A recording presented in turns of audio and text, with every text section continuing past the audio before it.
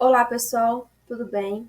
Meu nome é Katia Slaine, eu faço parte da residência pedagógica de biologia e, juntamente com o Daniel, o Guilherme, a Litiane e o Sérgio, nós vamos estar comentando algumas questões. Irei estar comentando as questões de 1 ao 3 e a Lidiane estará comentando as demais questões, tá bom?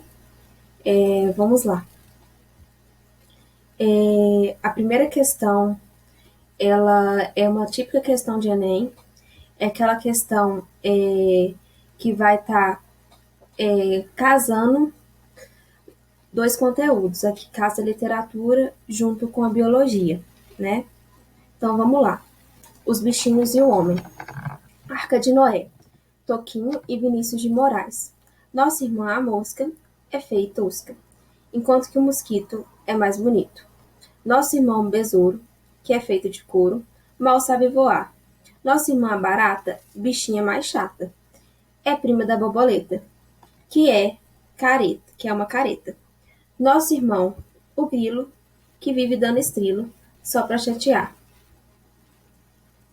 O poema sugere a existência de relações de afinidade entre animais citados e nós seres humanos. Respeitando a liberdade poética dos autores, a unidade taxonômica que expressa a afinidade entre nós e estes animais é, primeira coisa, o que é a taxonomia? A taxonomia, gente, é um ramo da ciência que vai lidar com a descrição, identificação e classificação dos organismos, sendo eles individualmente ou em grupo, tá bom? Na questão, os organismos que são citados fazem parte do filo Artrópoda e nós fazemos parte do filo Chordata. Então, a afinidade que existe entre os animais citados e nós, seres humanos, é a letra B, o reino, tá bom?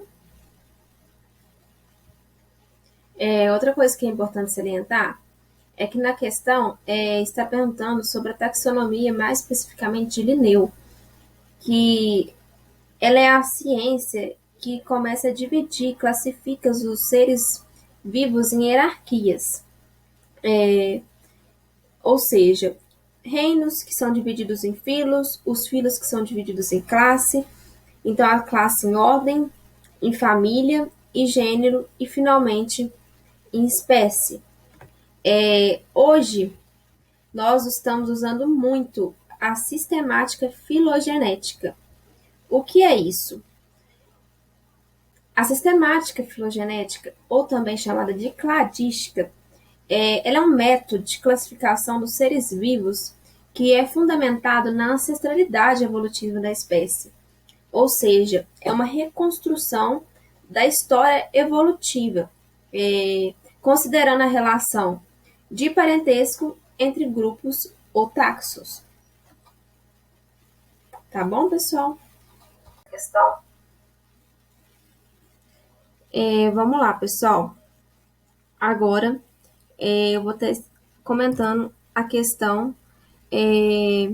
número 2, tá bom? Suponha que uma doença desconhecida esteja dizimando um rebanho bovino de uma cidade e alguns veterinários tenham conseguido isolar o agente causador da doença, verificando que se trata de um ser unicelular e procarionte. Para combater a doença, os veterinários devem administrar os bovinos contaminados. Letra A, vacinas. Letra B, antivirais. Letra C, fungicidas. Letra D, vermífugos. Letra E, antibióticos. Ou seja, como que a gente vai combater esse agente infeccioso? Aqui na questão mencionou que se trata de um ser unicelular e procarionte. Então, eu pergunto a vocês: qual ser que se trata de ser que é um ser unicelular e procarionte? Isso são características de uma bactéria. Ser um ser unicelular e procarionte. Adentrando nessa questão, É importante também a gente estabelecer as diferenças de seres procariotos e eucariotos. Então, qual que é a diferença entre eles? A diferença é o seguinte, gente. Os procariotos, que são as bactérias, elas se caracterizam por ter uma estrutura simples e ausência de núcleo. Enquanto os seres eucariotos, eles têm um núcleo definido e uma estrutura complexa, tá bom? Sendo assim, para lidar com esse tipo de agente infeccioso, que é a bactéria, a única forma de combater isso são os antibióticos. Ou seja, a resposta correta é a letra E. Esses antibióticos, eles ou destroem as bactérias ou detêm a sua reprodução, tá bom? E dessa forma vai tornar mais fácil para o organismo eliminar esses micro-organismos causadores desse processo infeccioso, tá bom? Vamos lá, pessoal, para a questão de número 3. Uso prolongado de lentes de contato, sobretudo durante a noite, aliado a condições precárias de higiene, representam fatores de risco para o aparecimento de uma infecção denominada ceratite microbiana, que causa ulceração inflamatória na córnea. Para interromper o processo da doença, é necessário tratamento antibiótico. De modo geral, os fatores de risco provocam a diminuição da oxigenação corneana e determinam mudanças no seu metabolismo, de um estado aeróbico para anaeróbico. Com decorrência, observa-se a diminuição no número e na velocidade de mitose no epitélio, o que predispõe ao aparecimento de defeitos epiteliais e à invasão bacteriana.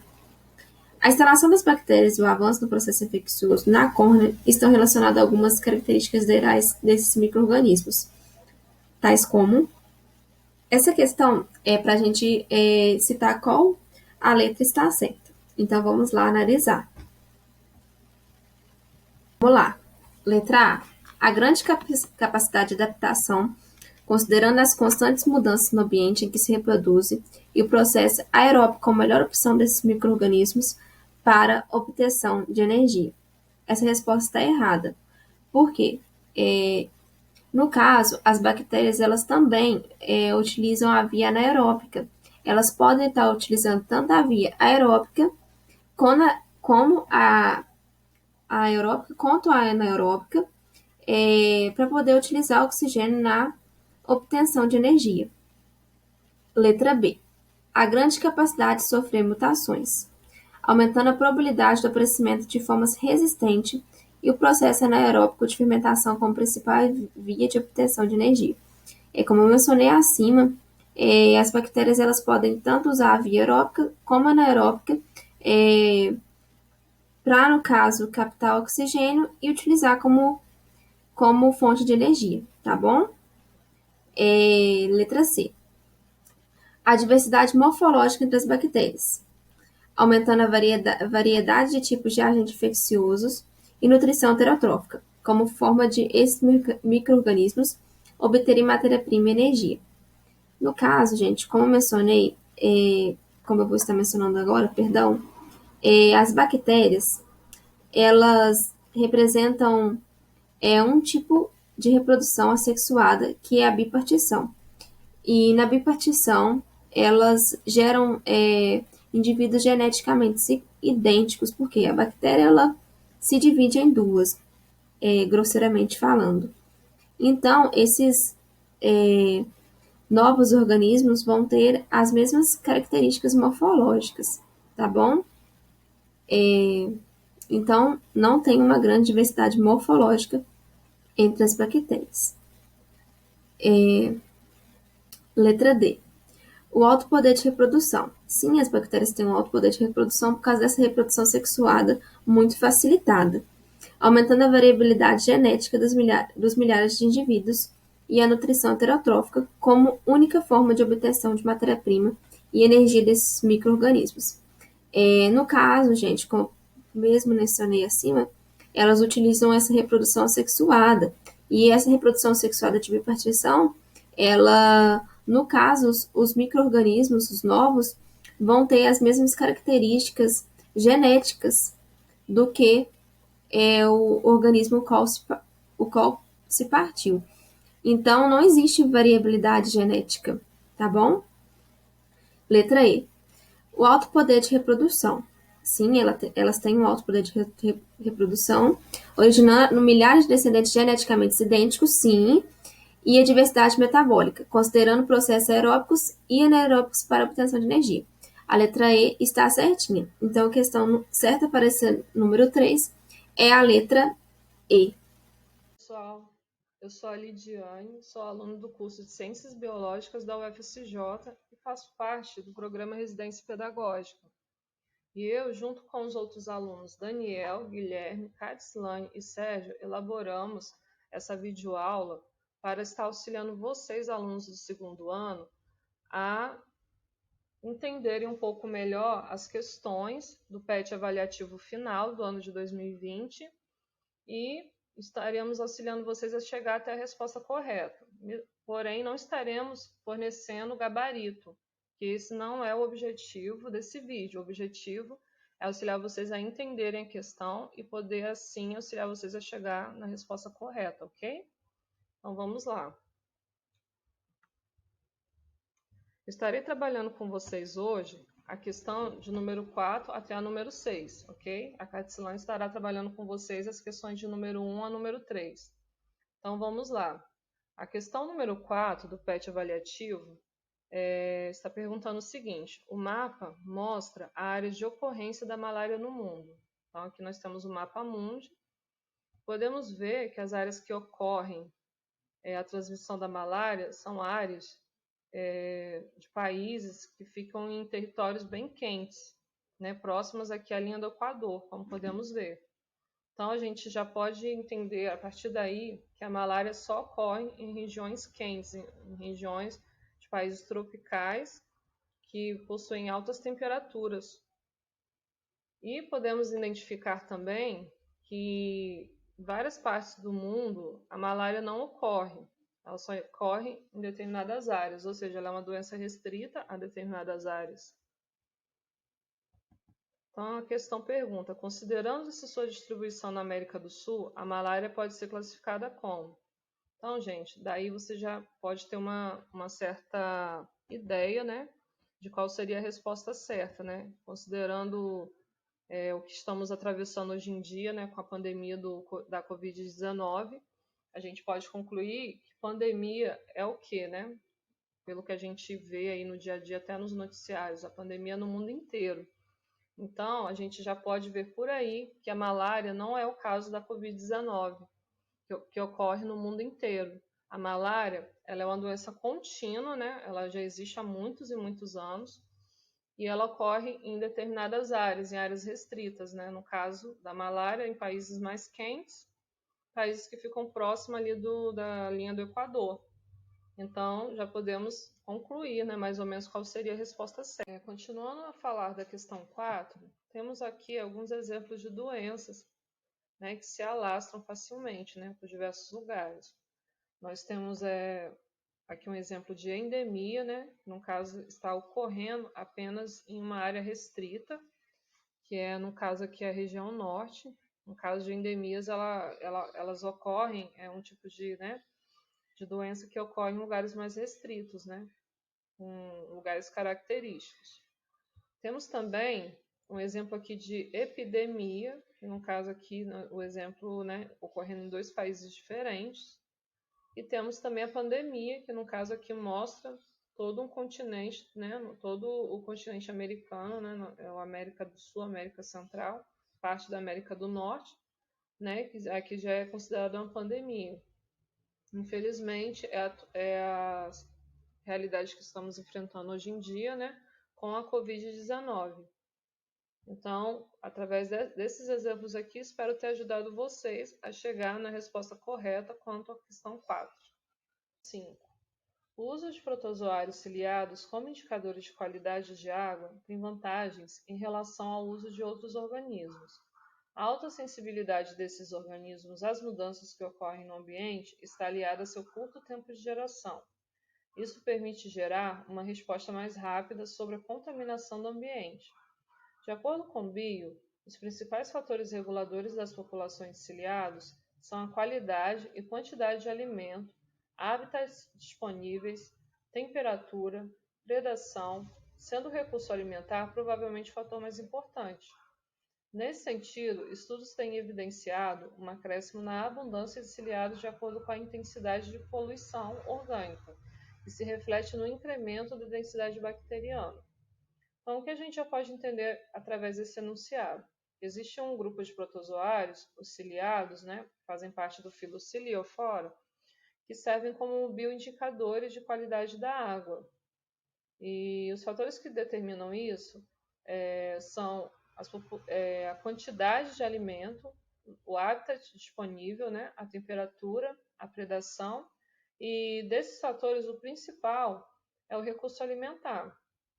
Por quê? Porque nesses ambientes onde há alta poluição orgânica, possui muita disponibilidade de alimento para esse tipo de protozoário. E aqui mesmo diz também que estudos evidenciam um acréscimo na abundância de ciliados de acordo com a intensidade de poluição orgânica. Então, quanto mais alimento, quanto mais subsídio para esse tipo de protozoário, mais ele vai ser abundante em quantidade naquele determinado local, naquele determinado ecossistema. Aqui nesse slide, nós temos exemplos de alguns tipos de protozoários. Aqui a gente tem os protozoários que usam os pseudópodes para se locomoverem, como as amebas, por exemplo. Nós temos um tipo de protozoário aqui que usa o flagelo para se locomover. E temos os protozoários em questão, que são os protozoários ciliados do filo Ciliophora, demonstrado aqui nessa figura aqui. Nós podemos perceber aqui que ele é recoberto, tem um corpo recoberto de cílios. E esses cílios eles, são utilizados tanto para locomoção como para alimentação. Aqui nesse slide nós temos um exemplo de um ambiente que seria muito propício para a abundância desse tipo de protozoário.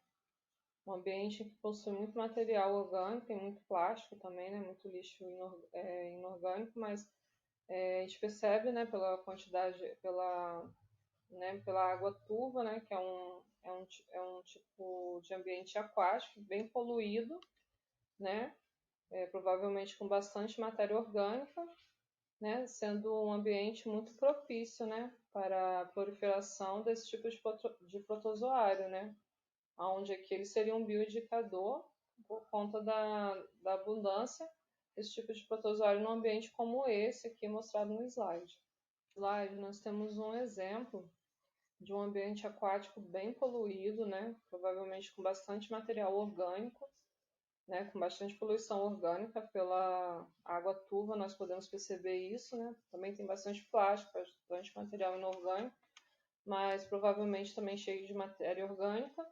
E esse tipo de ambiente seria bem propício, bastante propício para esse tipo de protozoário do filo Ciliophora, onde aqui ele serviria de um bioindicador, por conta da disponibilidade de alimento para ele nesse ambiente.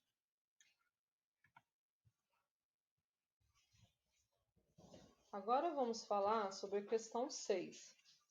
A produção de hormônios como a auxina, ligada ao crescimento vegetal e sua distribuição pelo organismo, são fortemente influenciadas por fatores ambientais. Diversos são os estudos que buscam compreender melhor essas influências. O experimento seguinte entrega um desses estudos. Então, o que a gente pode analisar aqui nessa figura? A gente está vendo aqui um suporte na posição vertical. Nesse suporte está fixado uma planta, uma planta no sentido horizontal. E a gente pode observar que aqui tem um sistema de relógio que fica girando, ou seja, não deixando a planta sempre na mesma posição, mas a planta está sempre girando, sentido do giro, né? Esse sentido aqui, sentido horário. E aqui está a planta, né? Então, aqui nessa questão a gente fala um pouco sobre fito-hormônios. Então, vamos abrir aqui o slide para a gente entender melhor o que é um fito-hormônio.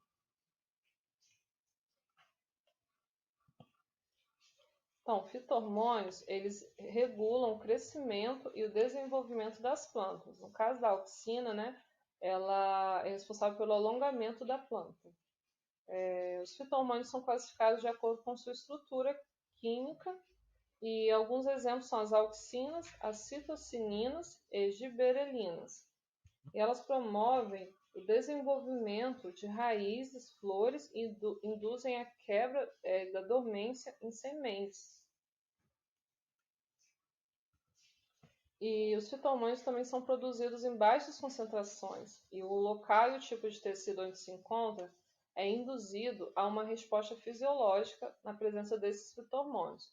No caso da auxina, ela é influenciada pela luz solar. De onde estiver vindo a luz solar, é aonde a auxina vai ficar acumulada na planta. Se a luz solar está vindo de cima, ela vai ficar no ápice da planta. Se a luz solar estiver vindo de outras posições, ela vai seguir, a planta vai se encurvar para aquele sentido em que vem a luz solar. Nós temos aqui um exemplo. Aqui nós vemos a luz solar, né, o Sol, e nessa figura 1, o Sol está bem no ápice, né, está bem na vertical, em relação à planta, né, que seria uma espécie de cacto. Aqui a gente vê o hormônio auxina aqui no ápice do caule, e o caule está em sentido vertical. Aqui na figura 2 a gente percebe que a luz solar já está indo mais, já está mudando de posição, já está começando a ir para a direita. E esse hormônio auxina, ele já está começando a se distribuir, ele já está começando a mudar de posição, sair mais do lado esquerdo e se dirigindo para o lado direito. Na figura 3, a gente pode perceber que o Sol já está bem mais adiante, né? Bem mais para o lado direito. A gente percebe também que a planta já está se encurvando para o sentido da luz solar. Ela já não está mais reta como anteriormente, ela já está se encurvando para a direção da onde está vindo a luz solar. E o hormônio auxina continua no caule, continua no ápice do caule, mas fazendo com que a planta se curve.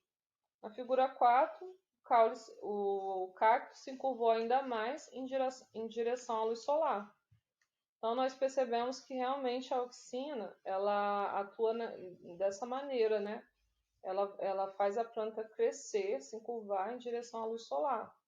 Mas por que isso não acontece lá no experimento, né? Que vimos no enunciado da questão? Vamos retornar lá. Aqui nessa planta a gente percebe que eles fizeram um experimento, né, com o relógio girando no sentido horário. Então, o que aconteceu? O hormônio auxina foi redistribuído por toda a planta. Então, e como a auxina aqui ela foi redistribuída por toda a planta, ela não pôde crescer no sentido vertical, né, mesmo que a luz do sol estivesse vindo daqui de cima. Por conta como a auxina está distribuída por toda a planta, ela cresceu normalmente, no sentido que ela deveria crescer mesmo. Aqui, como ela está afixada, né, no sentido horizontal, ela continuou crescendo no sentido horizontal por conta disso. Espero ter ajudado vocês, né? Aqui tem as opções. Espero que com essa explicação vocês consigam chegar na resposta de vocês. E muito obrigada pela atenção de vocês.